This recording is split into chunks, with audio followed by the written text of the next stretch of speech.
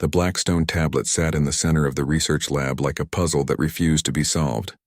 Scientists from across the galaxy had been staring at it for 300 years. No one could understand the strange symbols carved into its dark surface. Dr. Vexitar ran his long fingers over the smooth stone. His people were the best language experts in the galaxy. They had figured out over 2,000 dead languages from different worlds. But this one was different. This one made no sense at all. The symbols seemed to move when he looked at them directly. They twisted and changed like living things, but every time he tried to focus on one symbol, it would slip away from his understanding like water through his hands. Professor Nell Wynn stood nearby, her crystal-like skin reflecting the bright lights of the lab. She was getting tired of this project. Her people had spent years working on this tablet with no results. "Maybe we should give up," she said to the other scientists in the room. "We have spent too much time and money on this one object. We could translate many other discoveries with the same effort."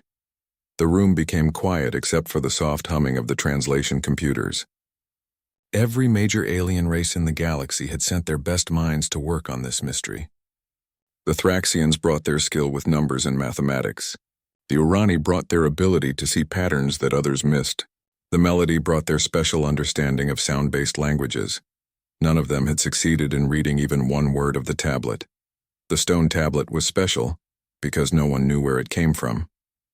Scientists had found it on an empty planet at the edge of the galaxy.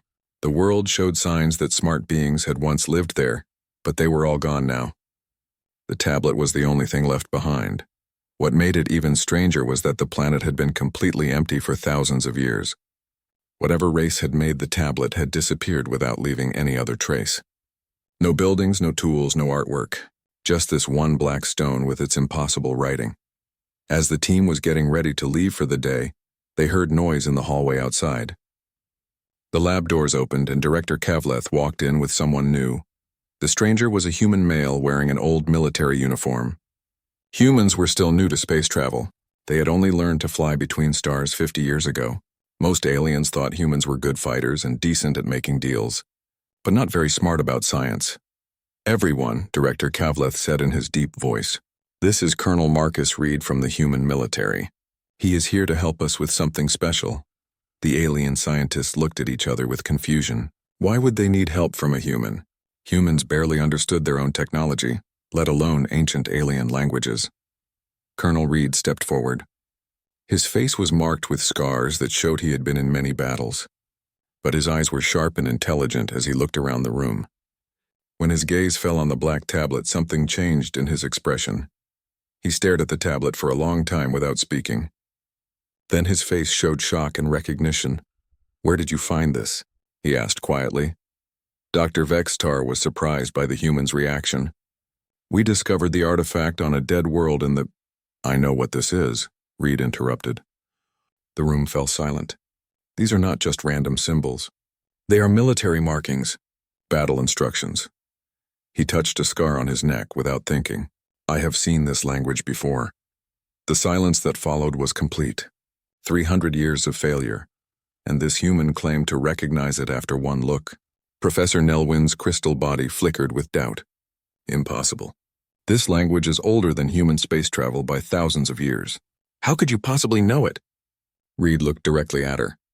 There was something haunting in his eyes. "Because 20 years ago, during a big battle, I fought alongside beings who used these exact same markings, and they told me they did not create this language." He turned back to the tablet. "They learned it from survivors." Dr. Vexitar felt his heart beating faster.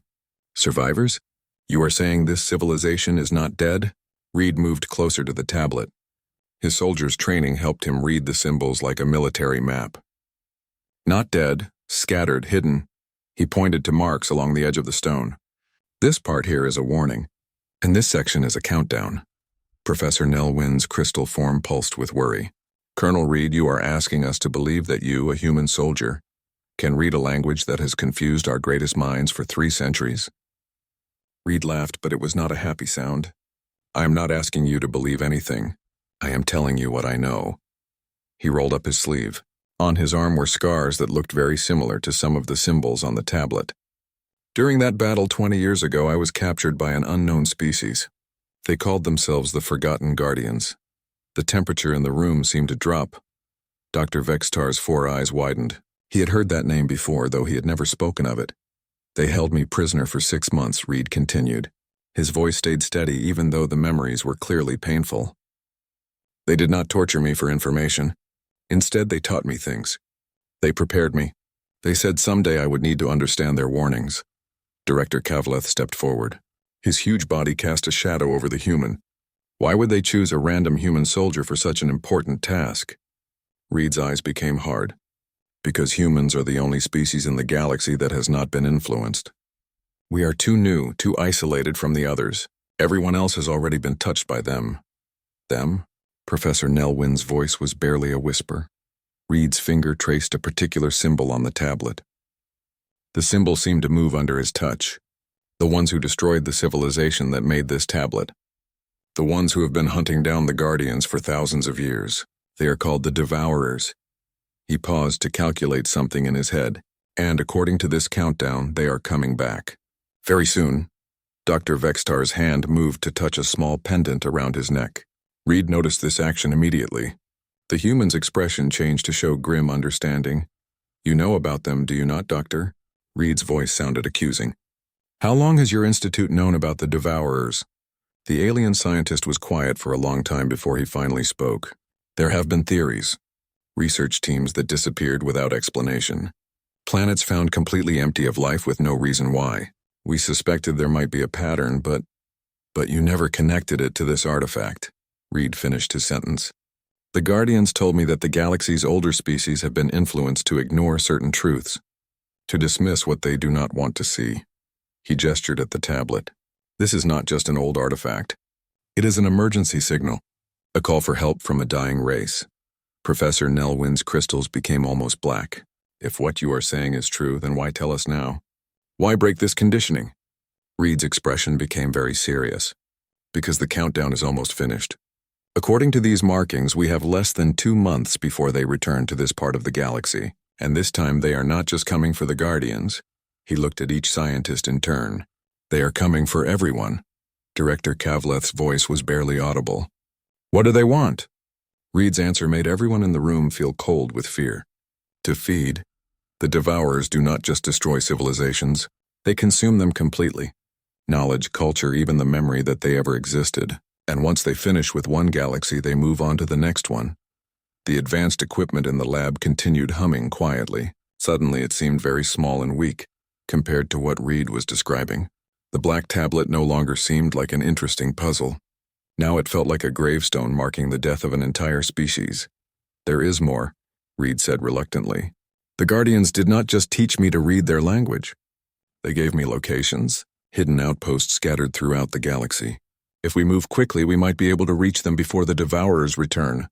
Dr. Vextar finally found his voice again. How many outposts are there? Reed smiled, but it was not pleasant. 17. But here is the problem. The Devourers know about them too. They have been hunting them down for centuries. By my calculations, only 3 might still be active and safe. The emergency meeting of the Galactic Council happened in complete secrecy. The meeting took place on a neutral space station called Nexus Prime. News of Reed's shocking discoveries had spread quickly through secret channels. Now representatives from every major alien species sat in stunned silence as the human colonel told his story again. Ambassador Torquan of the Hegemony was the first to speak. His massive body strained against his ceremonial chair. You are asking us to believe that our entire galactic civilization is under threat from creatures that exist only in one human soldier's story? Reed stood in the center of the council chamber. The black tablet was displayed on a holographic projector behind him. I am not asking you to believe anything, Ambassador. I am showing you the proof. He pointed to the tablet. Dr. Vextar has confirmed that my translation is correct. The countdown is real. Counselor Yeleth of the Aquarian Collective raised one of her tentacle arms. Even if we accept what you say, Colonel Reed, how do you think we can defend against an enemy we know nothing about? We learn from those who have been fighting them for thousands of years. Rio. D replied. The Guardian outposts are not just hiding places. They are libraries, battle plans, weapon storage areas, everything we need to fight back. President Voss of the Trade Federation leaned forward. Her scaled features showed doubt. 3 outposts, you said? Against an enemy that has supposedly conquered many galaxies. The chances of success seem very small. Reed's expression became dark.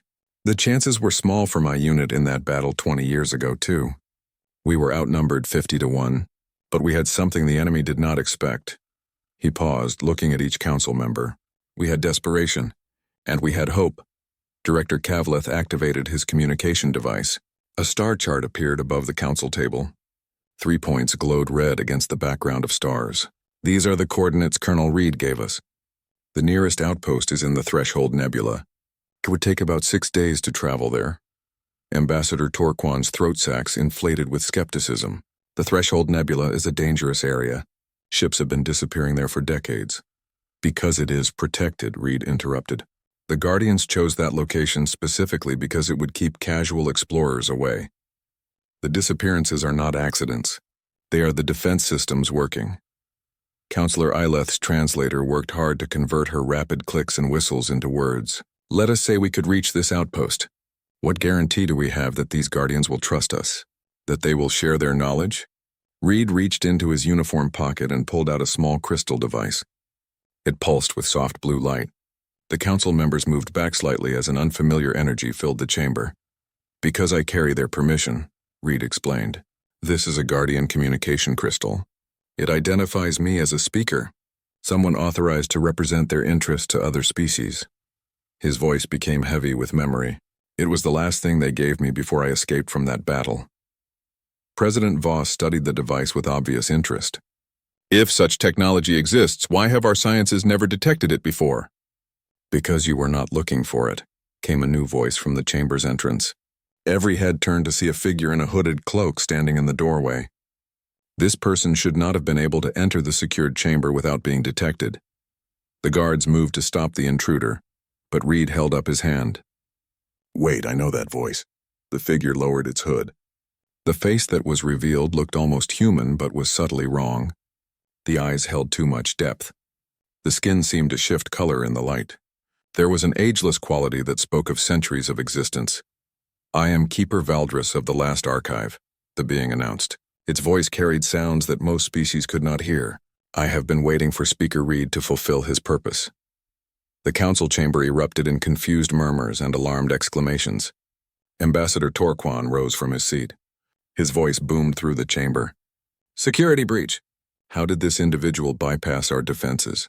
Because your security systems are designed to detect known threats. Valdris interrupted calmly.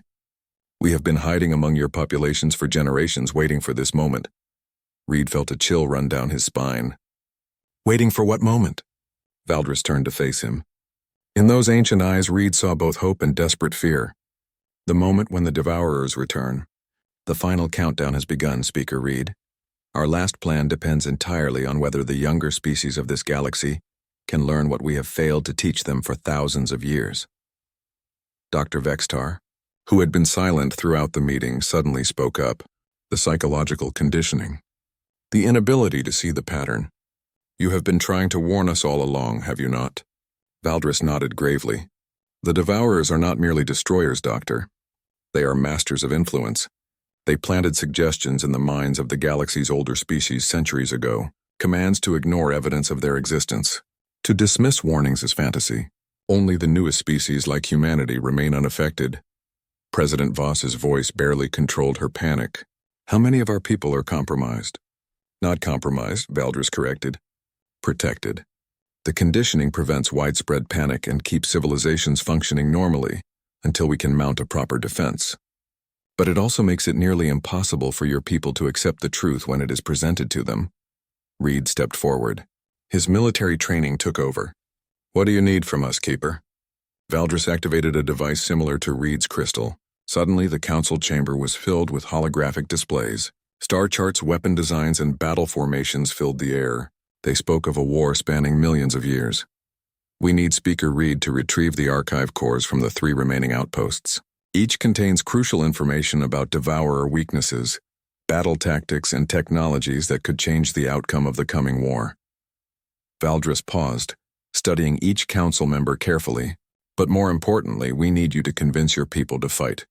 Because in 7 weeks, when the Devourers emerge from their deep space sleep, this galaxy will face its final test. The silence that followed was complete. Finally, Reed spoke. His voice carried the weight of command. Then we had better get started. The council members looked at each other with a mixture of fear and determination. Ambassador Torquan was the first to respond. The hegemony will provide ships and weapons. President Voss nodded quickly. The Trade Federation will supply resources and logistics support. Councillor Eleth's tentacles moved in what Reed had learned was a gesture of agreement among her people. The Aquarian Collective will contribute our best navigators and technicians. One by one, each representative pledged their species' support.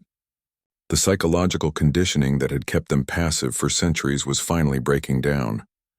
For the first time in galactic history, all the major species were uniting against a common threat. Dr. Vextar approached Reed as the council session ended. Colonel, there is something you should know.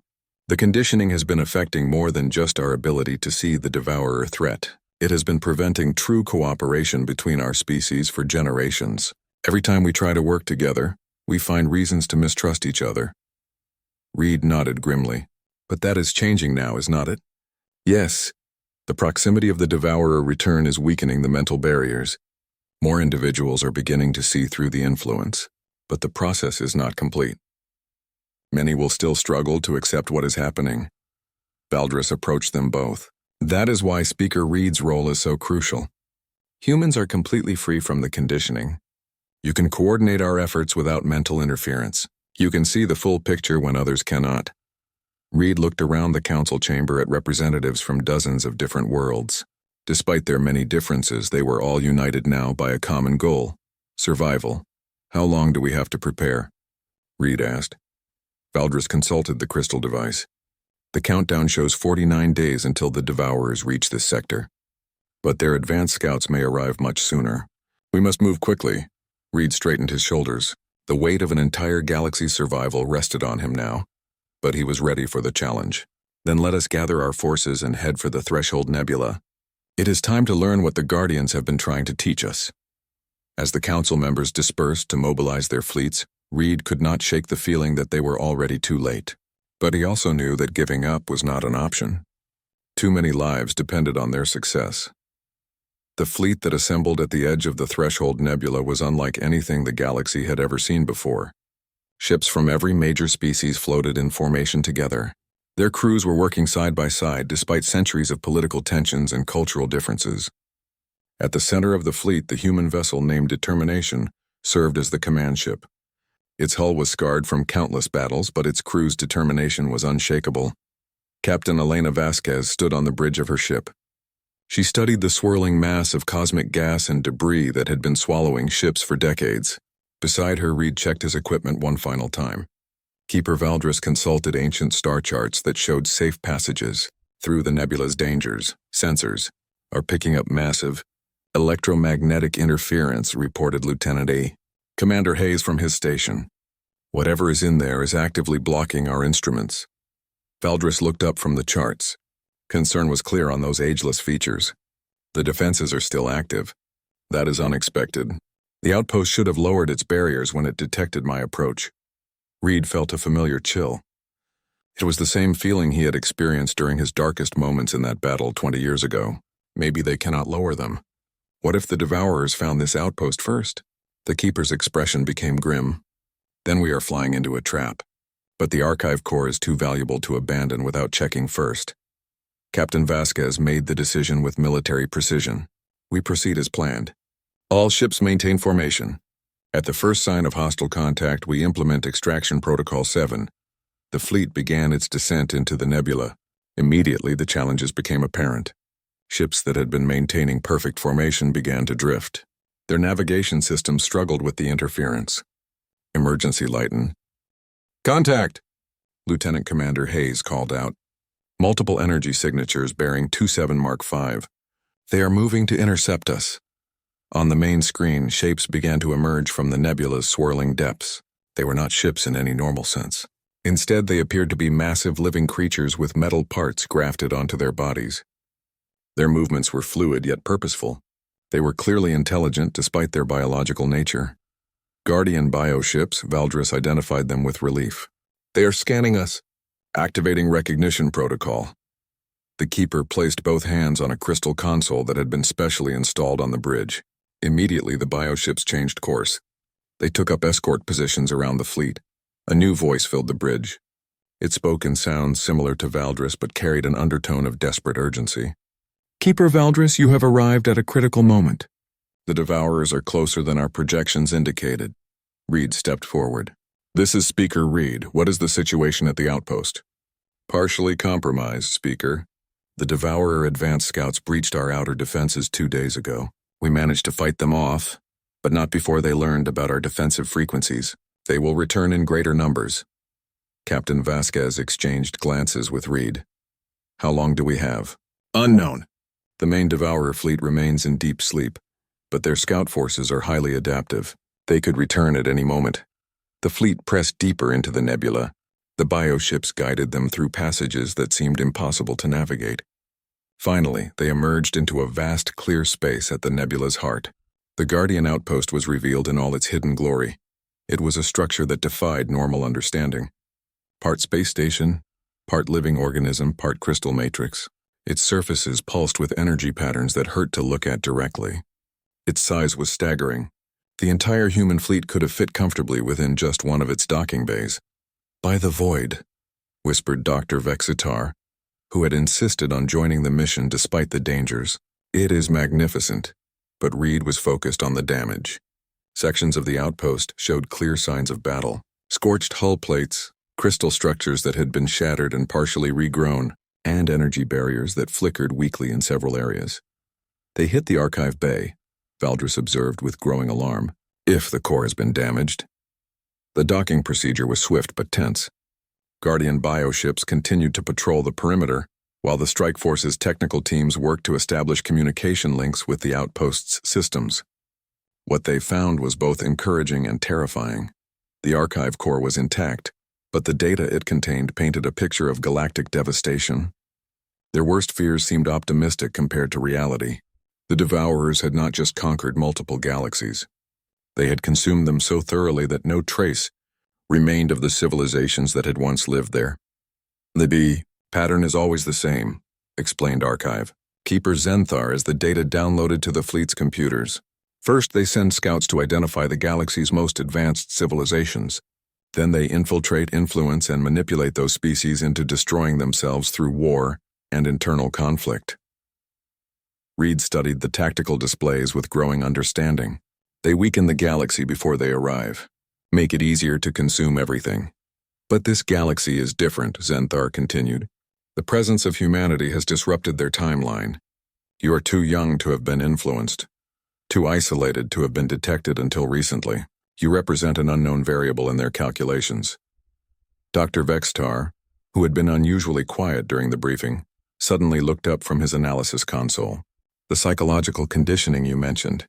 It is not just preventing panic, is it? It is preventing unity. Every time our species try to work together against external threats, we find reasons to mistrust each other, to compete instead of cooperate. Valdris nodded grimly. The Devourer's greatest weapon is not their technology or their numbers. It is their ability to turn civilizations against themselves. But the conditioning is weakening. The proximity of their return is allowing more individuals to see through the influence. Captain Vasquez had been monitoring the perimeter scans. Her expression grew increasingly concerned. Keeper Zenthar, how much longer do we need for the download? At least 4 more hours, Captain. The archive core contains strategic information spanning millions of years. We cannot afford to lose any of it. Then we hold the line, Reed said simply. Whatever it takes. As if summoned by his words, Lieutenant Commander Hayes called out from the sensor station. Multiple contacts approaching from the nebula's edge. Energy signatures match the previous scout forces, but these readings are much stronger. On the main screen, new shapes began to emerge from the swirling gas clouds. These were not the relatively small bioships they had encountered before. These were massive predatory forms that moved with purpose and evil intelligence. The Devourers had returned, and they had brought reinforcements. Reed activated his communication crystal. His voice carried to every ship in the fleet. All vessels, battle stations. This is what we came here for. Let us show these things what happens when they threaten our galaxy. The first wave of Devourer scouts struck with terrifying precision. Their biomechanical forms seemed to phase in and out of normal space. This made them nearly impossible to target with conventional weapons. The Guardian bioships responded immediately. Their organic hulls shifted and adapted to counter the enemy's strange technology. All ships patterned Delta formation, Captain Vasquez commanded as the Determination shuddered under enemy fire. Focus on protecting the archive download. Reed watched the tactical display with growing concern. The Devourer scouts were not just attacking. They were learning. Each exchange of fire taught them more about the Allied fleet's capabilities. Their adaptive countermeasures were becoming more effective by the minute. Speaker Reed, came Zenthar's urgent voice over the communication system. The download is only at 60% completion. We need more time. Time we do not have, Reed muttered. He watched as another Allied ship, a Calathi cruiser, disappeared in a burst of dark energy. The Devourers were not destroying the ships so much as unmaking them. They were erasing them from existence with weapons that defied understanding. Dr. Vextar looked up from his analysis station. His four eyes were wide with sudden realization. Colonel Reed, I think I understand why the Guardians chose you specifically. Look at the energy patterns. The main screen showed a real-time analysis of the battle. Every weapon fired by the Galactic fleet showed subtle variations, hesitations, targeting delays, power fluctuations that spoke of some kind of interference. The psychological conditioning, Reed breathed. It is affecting their combat effectiveness too. Exactly. But the human ships? Dr. Vextar highlighted the human vessels on the display. Their weapons are firing at full efficiency. No interference, no hesitation. You are the only ones fighting at full capacity. Keeper Valdris turned to Reed with desperate hope in those ancient eyes. This is what we have been waiting for. What we have prepared for across thousands of years. Only an uninfluenced species can coordinate the defense effectively. Reed felt the weight of galactic civilization settling on his shoulders. Through the window, he could see the Devourer forces growing stronger. Their numbers were increasing as more scouts emerged from whatever dark space they called home. But he also saw something else. The courage of beings from dozens of species, fighting together despite the mental barriers that had been placed in their minds. Captain Vasquez, Reed said, his voice carrying new authority. I am taking tactical command of the fleet. Can you route all communications through the Determination? Already done, Colonel. What are your orders? Reed activated the fleet-wide channel. He knew that billions of lives hung on the next few minutes. All ships, this is Colonel Reed. I know you are experiencing difficulties with your targeting systems. I know something is telling you to hold back, to question your allies, to doubt your weapons. Ignore those thoughts. They are not yours. Throughout the fleet, crews began to respond. The psychological conditioning that had kept galactic civilization passive for centuries was finally being confronted directly. Thraxian Battle Group, your mathematical precision is exactly what we need. Calculate firing solutions for the entire fleet and transmit them to all vessels. Urani Squadron, your pattern recognition can predict their movements. Take point on tactical analysis. Melody ships, use your sound abilities to disrupt their communications. The effect was immediate and dramatic. Suddenly, the Allied fleet was fighting as a coordinated force instead of isolated units. Devourer scouts that had seemed unstoppable moments before found themselves caught in carefully planned crossfires, but the enemy adapted quickly. The scout forces began to withdraw. In their place, something far more terrifying emerged from the nebula's depths. By the ancient void, whispered Zenthar. A harvester class. They have sent a harvester. The creature that appeared was beyond anything in the fleet's databases. It was kilometers long and composed of what appeared to be living shadow held together by evil will. It moved through space like a predator through water. Energy weapons struck its hull and were simply absorbed. Its own axe reached out like tentacles of pure destruction. All ships evasive maneuvers, Reed commanded. But even as he spoke, he knew normal tactics would not work against something like this. The harvester's attention turned to the Guardian outpost. Suddenly, Reed understood what it was really after. It is not trying to destroy the archive. It is trying to consume it. To add Guardian knowledge to its own capabilities. Valdris grabbed Reed's arm with surprising strength. Speaker, there is one final option. The archive core contains more than just information. It contains the accumulated consciousness of thousands of Guardian generations. If activated as a weapon, what is the cost? Reed asked, already dreading the answer. The outpost will be destroyed. All Guardian knowledge will be lost forever. But the psychic backlash might be enough to destroy the Harvester and send a warning to the main Devourer fleet. Reed looked around the bridge at the faces of beings from across the galaxy. Human, alien, but all united in their determination to survive. How long do we have? The download is at 90%. 5 more minutes. Then we buy those 5 minutes. Reed opened the fleet channel one more time. All ships form up on the Guardian outpost. We are going to give that thing the fight of its existence. What followed was the most desperate battle in galactic history. Ships from every species threw themselves against the Harvester. Their crews pushed engines and weapons beyond safe limits. Guardian bioships merged with allied vessels. Their organic technology interfaced with normal systems to create hybrid weapons that no one had ever imagined possible. The human ships, free from psychological interference, coordinated the defense with ruthless efficiency. They targeted weak points identified by Thraxian mathematics. They exploited patterns discovered by Urani analysis. They used melody sound disruption to confuse the creature's sensory systems. But it was not enough. The Harvester's tentacles of destruction were systematically dismantling the fleet. Its advance toward the archive core seemed unstoppable. The creature's massive form blocked out the stars as it approached the outpost. Its shadow fell across the allied fleet like a promise of death. Smaller Devourer scouts swarmed around it, picking off damaged ships with predatory efficiency. Reed watched as ship after ship fell to the monster's attacks. The Kalathi battlecruiser Pride of Vextor exploded in a brilliant flash. The Thraxian science vessel probability matrix simply vanished, erased from existence by weapons that operated outside normal physics. Shield strength dropping to 30%, reported Lieutenant Commander Hayes. Hull breach on Deck 7. Emergency force fields are holding. Captain Vasquez gripped her command chair as the ship shook under another impact. Damage report from all sections. I want to know what we have left to fight with. The reports came in quickly. Most were not good. Weapon systems were overloading. Life support was strained beyond capacity. The ship's structure was being pushed to its breaking point, but the crew kept fighting. Human determination combined with alien technology and Guardian wisdom created a fighting force unlike anything the galaxy had ever seen. They were outmatched and outgunned, but they refused to give up. Reed, called Dr. Vextar from his station. I am detecting something strange. The Harvester's attack patterns are becoming more predictable. It is as if it is learning our tactics, but also becoming limited by that knowledge. Reed studied the tactical display. The alien scientist was right. The creature's initial adaptability was giving way to rigid patterns. It is overconfident. It thinks it understands us now. That might be our advantage, suggested Captain Vasquez. If we can trick it into believing we are following a certain pattern, then break that pattern at the crucial moment. Do it, Reed ordered. All ships implement deception protocol.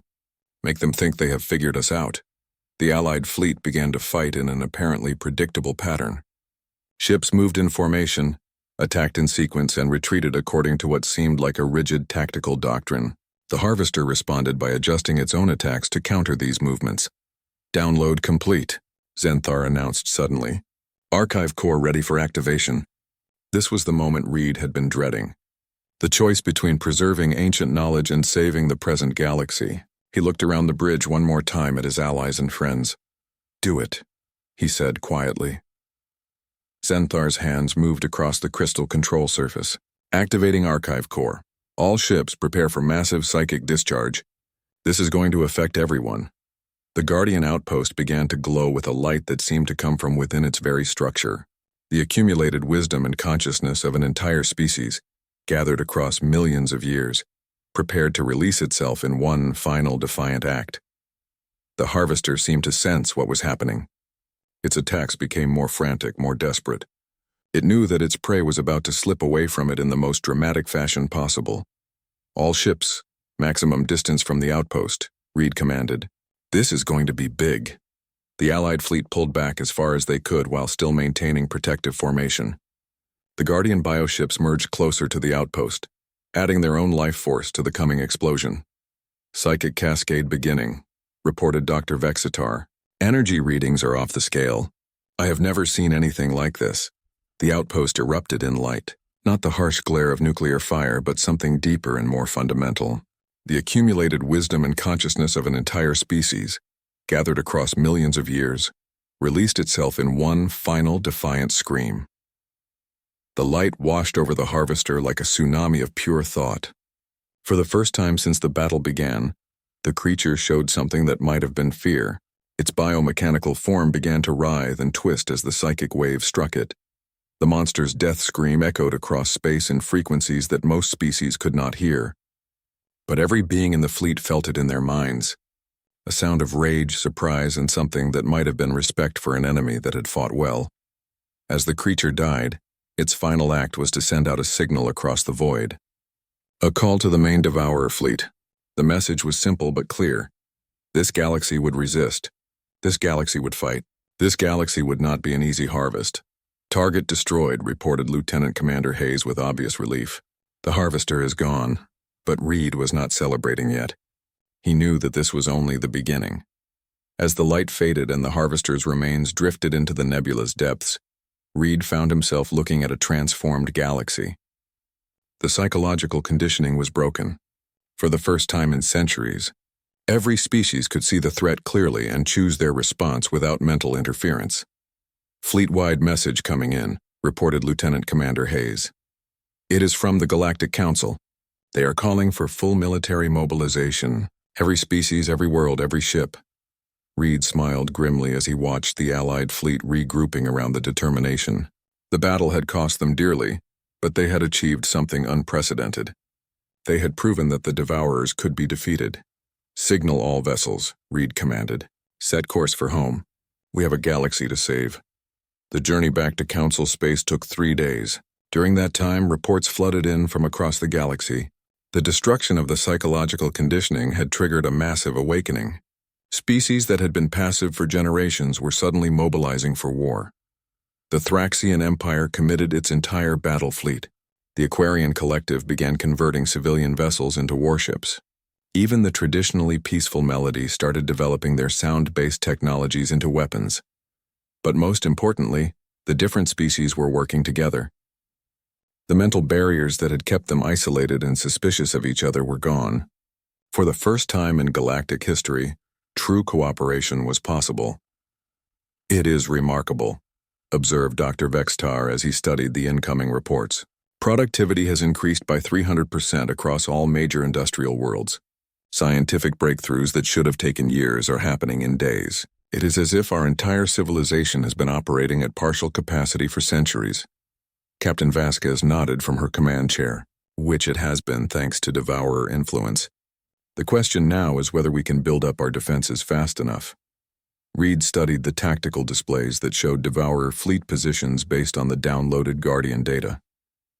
The enemy forces were vast beyond imagination. Thousands of Harvester-class vessels, millions of scout ships, and support craft that defied classification. How long do we have? Asked Keeper Valdris, who had remained aboard the Determination during the return journey. According to the archive data, the main fleet will emerge from deep hibernation in approximately 5 weeks, Reed replied, but their advance forces could arrive much sooner. The Guardian Keeper looked troubled. The destruction of the Harvester will have accelerated their timeline. They know now that this galaxy represents a genuine threat to their plans.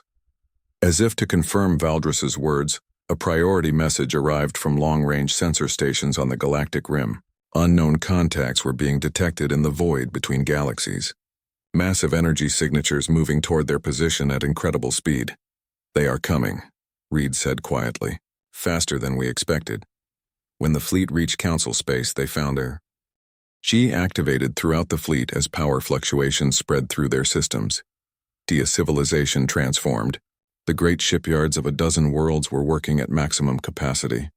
New weapon designs based on Guardian technology were being tested and deployed. Most importantly, the species of the galaxy were sharing their knowledge freely for the first time in recorded history. The emergency session of the Galactic Council was the largest gathering in its history. Representatives from over 100 species filled the chamber. But unlike previous meetings, there was no bickering, no political maneuvering. Everyone understood that they faced extinction if they failed to work together. The Guardian Archive has provided us with invaluable intelligence, announced Director Kavleth as he addressed the assembly. We now know the enemy's capabilities, their tactics, and most importantly, their weaknesses. Holographic displays filled the chamber, showing Devourer ship designs and battle formations. The data was overwhelming in its scope and detail. Millions of years of accumulated knowledge about an enemy that had conquered countless galaxies. Their primary weakness is their reliance on psychological manipulation, explained Dr. Vextar. They expect their enemies to be divided, suspicious, and mentally compromised. Our unity disrupts their battle plans. Ambassador Torquan stood to address the assembly. The hegemony has committed every available ship to the defense fleet.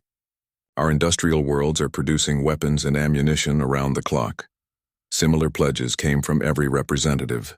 The Trade Federation offered its vast merchant marine as a logistics network. The Aquarian Collective provided their unmatched skills in void navigation. The Melody developed communication systems that could coordinate fleet movements across interstellar distances. But it was President Voss who raised the crucial question. Even with all our preparations, do we have enough? The Guardian data shows that the Devourers have conquered galaxies far more advanced than ours. Reed stood to answer.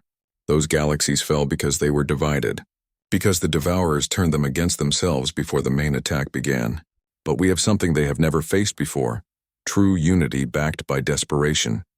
Keeper Valdris activated a new set of displays. There is more. The archive contained plans for weapons that the Guardians never had time to build, technologies that could turn the tide of the war. The weapons shown were beyond anything the galaxy had ever imagined. Planet killers powered by stellar energy, defensive grids that could protect entire star systems. Most intriguingly, devices that could disrupt the Devourer's ability to phase between dimensions. The construction requirements are enormous, noted the Thraxian representative. We would need to convert entire solar systems into manufacturing centers. Then that is what we do, Reed replied simply. We have 5 weeks to build an impossible defense. Failure is not an option. The next month passed in a blur of frantic activity. Entire civilizations retooled their economies for war production. Scientific breakthroughs happened daily as species shared knowledge that had been hoarded for millennia. The Guardian technologies were reverse-engineered and improved upon, but most remarkably, the galaxy species began to truly cooperate. Humans worked alongside beings they had never met before. Ancient rivals became partners in the face of mutual extinction. The psychological barriers that had divided the galaxy for eons were finally overcome. Reed found himself at the center of it all.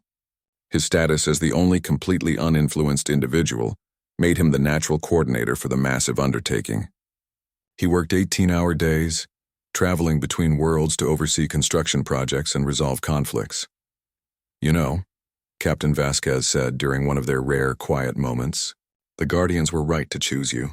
Not because you are human, but because you understand what it means to fight for something bigger than yourself. Reed nodded tiredly.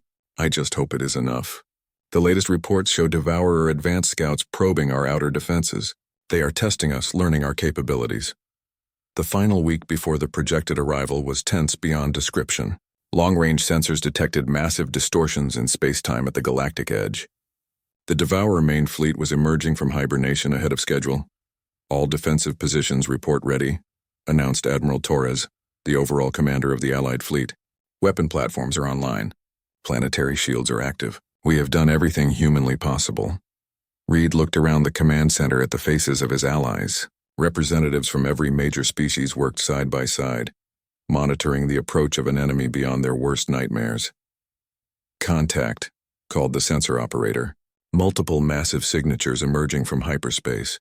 Estimate 10,000 capital ships. Support vessels numbering in the millions.